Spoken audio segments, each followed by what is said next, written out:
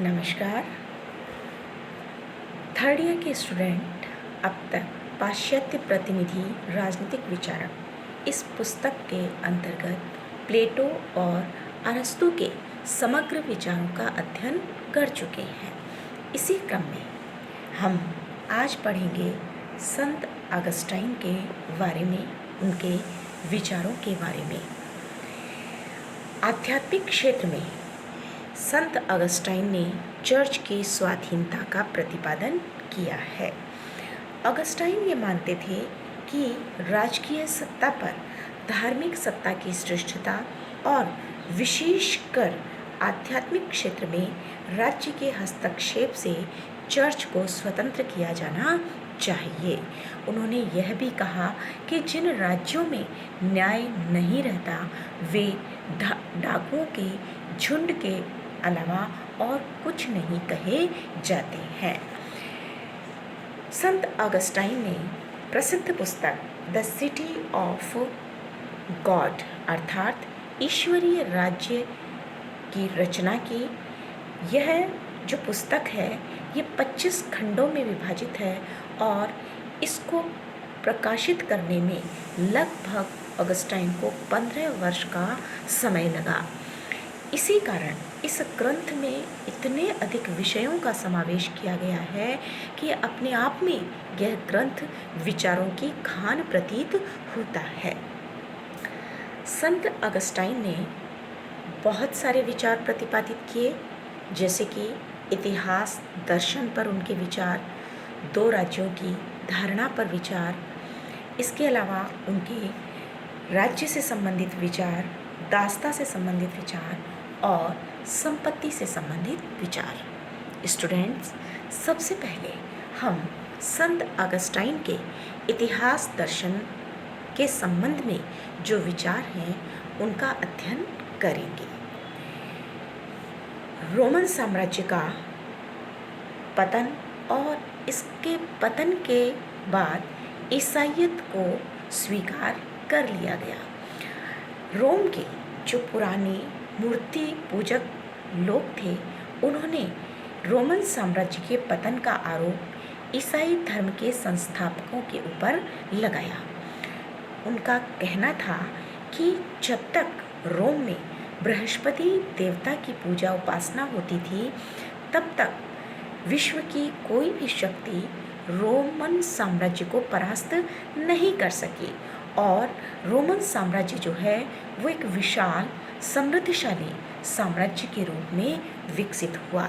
लेकिन ईसाई धर्म के प्रचार के बाद बर्बर जातियों के आक्रमण हुए और उन आक्रमणों से रक्षा करने में रोम के लोग असमर्थ हो गए। इसका जवाब अगस्टाइन ने अपने ग्रंथ द सिविटास डाई में किया है और उसमें उन्होंने इतिहास दर्शन का भी प्रतिपादन किया है। ऑगस्टाइन के अनुसार इतिहास दर्शन के अंतर्गत रोम के पतन के लिए पैगन धर्म को उत्तरदायी ठहराया गया और पतन के दुष्परिणामों में रोम की रक्षा का समस्त श्रेय ईसाई धर्म को दिया है। ऑगस्टाइन ने रोम के इतिहास का उल्लेख किया है और उन्होंने कहा कि रोम पर पैगन धर्म के प्रभाव से अनेक बर्बर जो जातियां थीं उनके आक्रमण होते रहे। ईसाईयत स्वीकार करने से पूर्व सेवायन और गाल जातियों के आक्रमण हुए, गृहयुद्ध हुए जिसने रोम का विध्वंस कर दिया और रोम जो है वो नैतिक दृष्टि से भी पतित हो गया।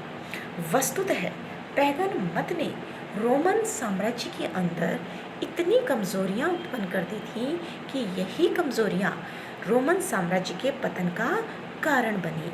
इसलिए रोमन साम्राज्य पर जो आक्रमण हुए उसके लिए अगस्टाइन के अनुसार ईसाई धर्म को उत्तरदायी नहीं ठहराया जा सकता, वरन ईसाई धर्म ने तो रोम के लोगों की रक्षा की, क्योंकि जब आक्रमण की स्थिति हुई तो व्यक्ति रक्षा के लिए वहाँ के लोग चर्चों में शरण के लिए जा सके। तो वास्तव में अगर देखा जाए तो ईसाई धर्म ने रोमन साम्राज्य के विनाश को सीमित किया और व्यक्तियों को सुदृढ़ विचार प्रदान किए। तो इस आधार पर अगस्टाइन ने जो इतिहास दर्शन प्रस्तुत किया है उसमें उन्होंने ईसाई धर्म को स्वीकार किया है। इसी तरह संत अगस्टाइन ने दो राज्यों की अवधारणा भी प्रस्तुत की। उन्होंने दो राज्य कौन से बताए हैं?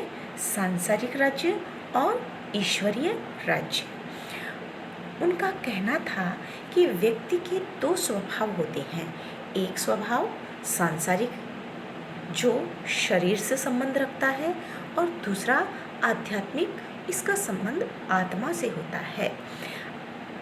लौकिक समाज जो होता है उसका आधार संसार की वासनाएं होती हैं और देवीय समाज का आधार जो है वो आत्मिक शांति व अमरत्व की भावना होती है।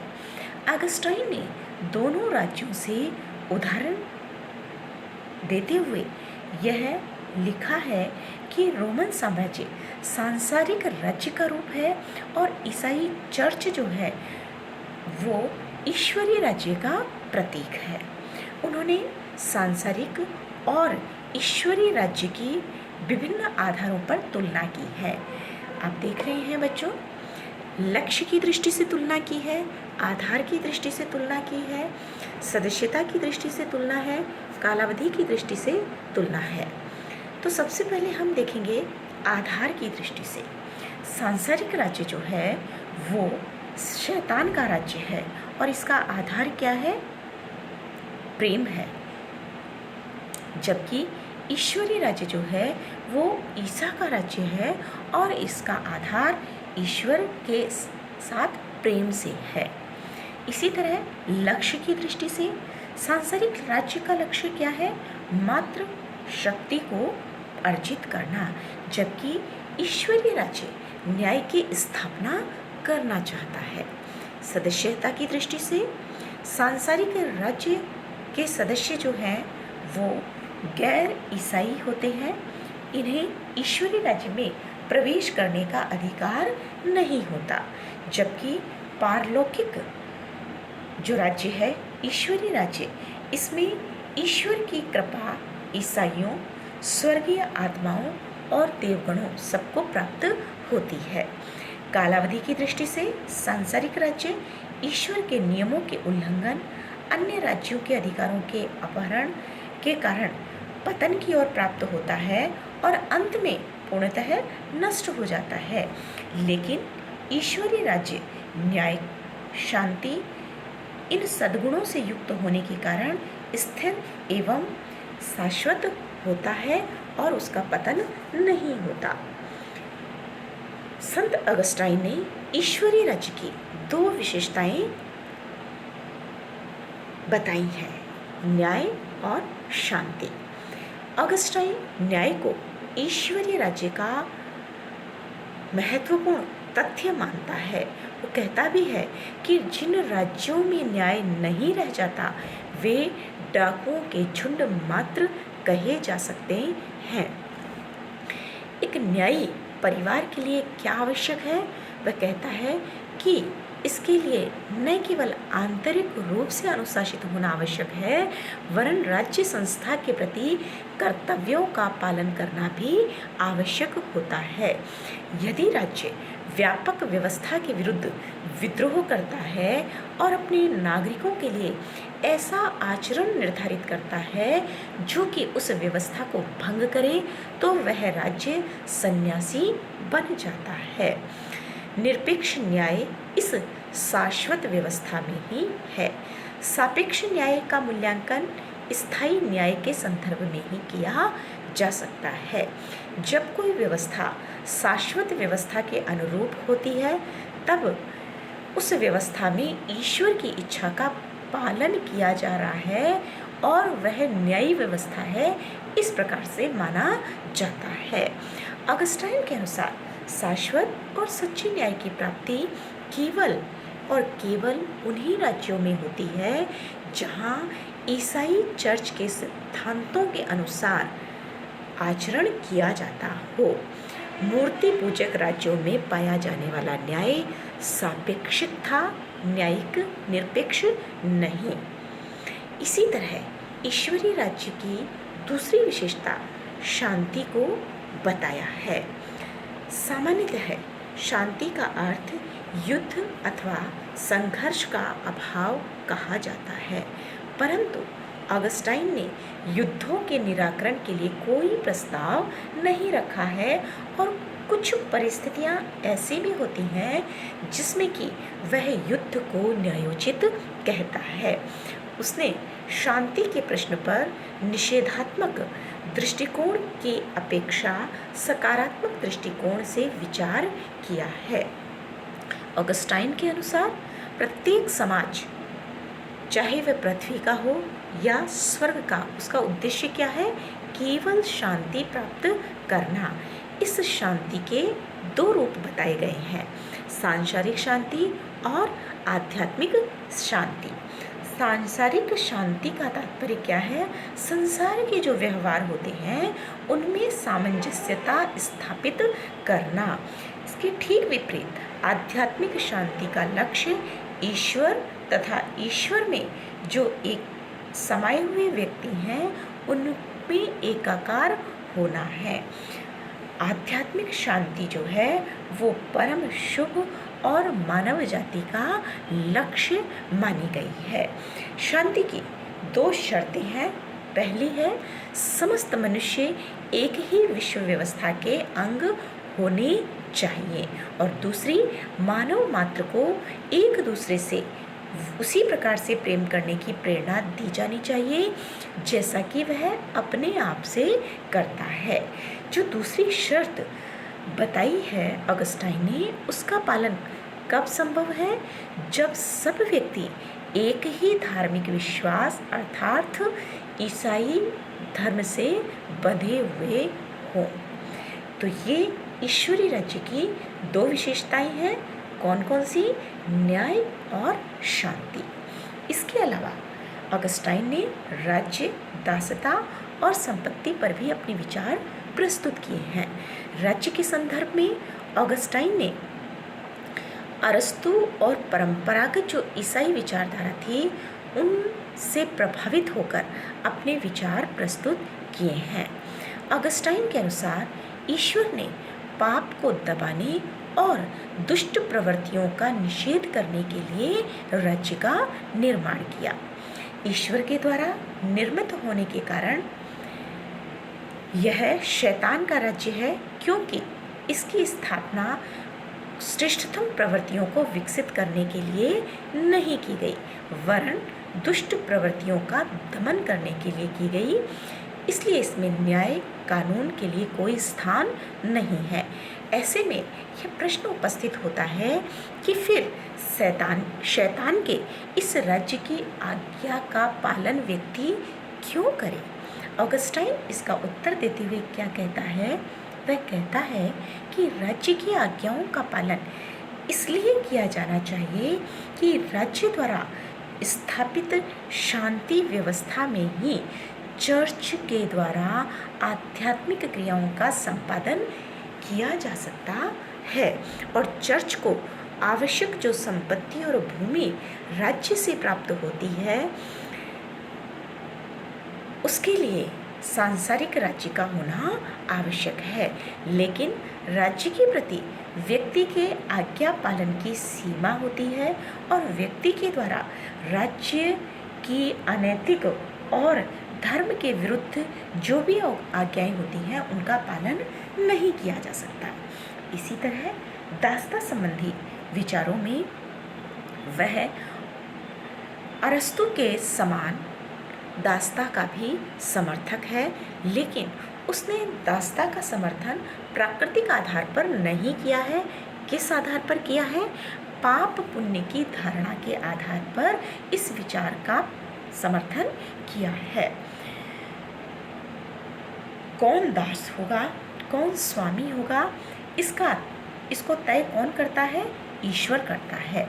इसलिए यदि धार्मिक व्यक्ति दुष्ट व्यक्तियों को अपना दास बनाता है या अन्यायी पक्ष विजय प्राप्त करने के बाद न्यायी पक्ष के व्यक्तियों को अपना दास बनाता है, तो यह व्यक्तियों का दुर्भाग्य नहीं वरन पाप का परिणाम माना जाना चाहिए। अगस्टाइन यह भी कहता है कि एक व्यक्ति द्वारा दूसरे व्यक्ति की दासता उतनी बुरी नहीं है जितनी कि व्यक्ति द्वारा तृष्णाओं की दासता होती है। दासों को प्रसन्नता और सद्भावना के साथ अपने स्वामी की सेवा करनी चाहिए, क्योंकि इससे उसके पाप जो हैं वो समाप्त होते हैं। अरस्तु की तरह अगस्टाइन ने संपत्ति संबंधी विचारों का भी प्रतिपादन किया है। इसके अंतर्गत वह निजी संपत्ति के अधिकार का समर्थन करता है और इसे राज्य प्रदत्त मानता है। वह यह भी कहता है कि समाज में व्यवस्था को बनाए रखने के लिए निजी संपत्ति के अधिकार का अस्तित्व होना आवश्यक है, लेकिन इसके साथ साथ वह इस धारणा को भी स्वीकार करता है कि संपत्ति का प्रयोग एक ट्रस्ट के रूप में किया जाना चाहिए। मनुष्य को केवल उतनी ही संपत्ति रखने का अधिकार होना चाहिए जितनी कि उसके लिए आवश्यक होती है, और आवश्यकता से अधिक अगर उसके पास संपत्ति है तो उसका प्रयोग सर्वजन हिताय के रूप में किया जाना चाहिए। इस प्रकार अगस्टाइन ने अपने विभिन्न विचारों को प्रस्तुत किया है। अगर अगस्टाइन के दर्शन को देखा जाए तो उसमें क्रमबद्धता नहीं है। उसके ग्रंथों की रचना जो है वो भी क्रमबद्ध तरीके से नहीं की गई है। इसके बावजूद अगस्टाइन के दर्शन का राजनीतिक महत्व है। उसने बहुत लंबे समय तक न केवल ईसाई चिंतन को वरन राजनीतिक विचारधारा को भी प्रभावित किया है। अगस्टाइन के विचारों ने अनेक व्यक्तियों की विचारधारा को भी प्रभावित किया और उनको दार्शनिक आधार प्रदान किया। टॉमस एक्विनास, ग्रोसियस, दांते, इन्होंने जब अपनी रचनाएं लिखी तो सिटी ऑफ गॉड से अनेक विचारों को ग्रहण किया। इसी तरीके से पॉप गिलेरियस ने जो 2 तलवारों का सिद्धांत प्रस्तुत किया वो मूलतः ऑगस्टाइन की 2 राज्यों की धारणा पर ही आधारित है। उसके जितने भी लेख रहे उनमें पुराने विचारों, न्याय, शांति और व्यवस्था और ईसाई धर्म से संबंधित नवीन विचारों में 2 राज्यों की धारणा और परलोक आदि का बहुत ही सुंदर समन्वय देखा जा सकता है। इसलिए यह कहना उचित होगा कि अगस्टाइन रोमन युग के अंत और मध्य युग के प्रारंभ का प्रतिनिधित्व करता है।